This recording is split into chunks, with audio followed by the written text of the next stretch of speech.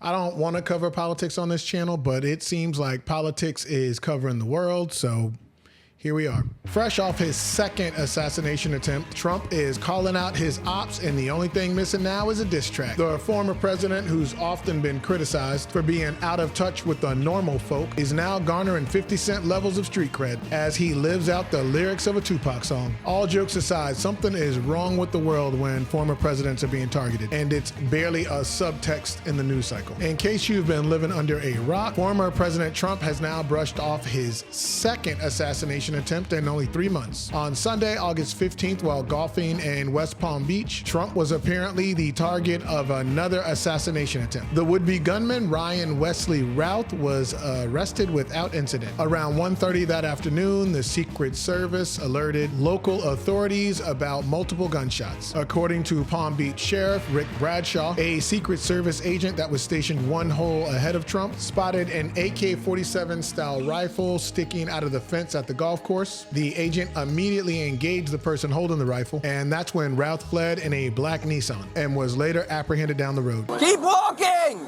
Today, a new probe into the apparent assassination attempt of former President Trump at his golf course in Florida. Apparently, Routh was 300 to 500 yards away from Trump with a rifle and a scope. He also left 2 black book bags and a GoPro camera, which he planned to live stream the assassination with. According to the Secret Service, he did not get any shots off, but the shots heard were from the agents shooting at Routh. They also said Routh never had Trump in his sights. Not sure how they would know that, but it sounds cool. All of a sudden, we heard shots being fired in the air, and I guess probably 4 or 5. Sources say those gunshots came from a Secret Service agent. So what do we know about the wannabe assassin? Well, Ryan Routh is no stranger to crime. He is a convicted felon. He is also a former Trump supporter and actually voted for him back in 2016, although now he says that was a mistake. Routh has a nearly 30-year arrest record with crimes as small as writing a bad check to stealing cars and possession of weapons of mass destruction.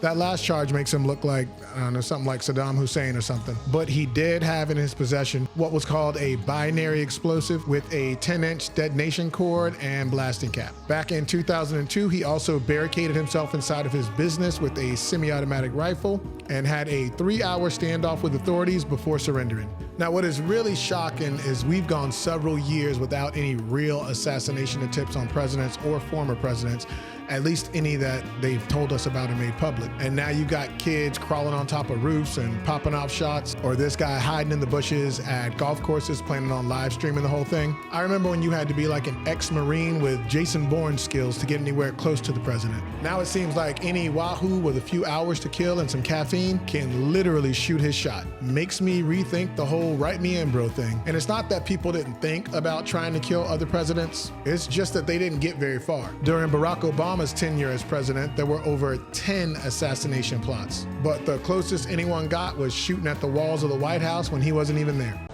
All right, back to the breaking story and the shots fired at the White House late Friday night. It's very alarming now that 2 separate shooters have tried to kill Donald Trump, with one actually firing shots and hitting him. Donald Trump has taken to social media, calling out the Democrats and blaming them for their alarmist rhetoric that he says is inciting these shooters. 2 people now have tried to kill Donald Trump in the last couple of months. I'd say that's pretty strong evidence that the left needs to tone down the rhetoric and needs to cut this crap out. It's a little bit dangerous. It's, they think race car driving is dangerous. No. They think bull riding, that's pretty scary, right? No. This is a dangerous business, and we have to keep it safe. He says it's a dangerous job, but somebody's got to do it. Regardless of what side of the political spectrum you sit on, this is insane. And at the rate that we're going, regardless of who wins the election, we have some tumultuous times ahead. Both parties need to be better with their rhetoric, as the Democrats paint Trump as the devil and how he will end life as we know it. And Trump wants you to believe the world is ending and he is the only one that can save it. Reality, and I mean the actual reality, as Trump has already been president before and the Democrats are in power right now, and we're all still alive. So use your common sense. It's not that serious. I could never be convinced to even put a candidate sign up in my front yard, much less plot against them. And while the vast majority of the country country is in the same boat. Way too many people are busy carrying water for either of these candidates. Trust me, you have much more serious problems to worry about. And the local elections are what will actually impact you. But the country needs to collectively chill out and tone down this wave of escalating violence. And the Secret Service, you need to do a better job or be replaced with a former dev group team or something, because that's two now and Trump isn't even in charge.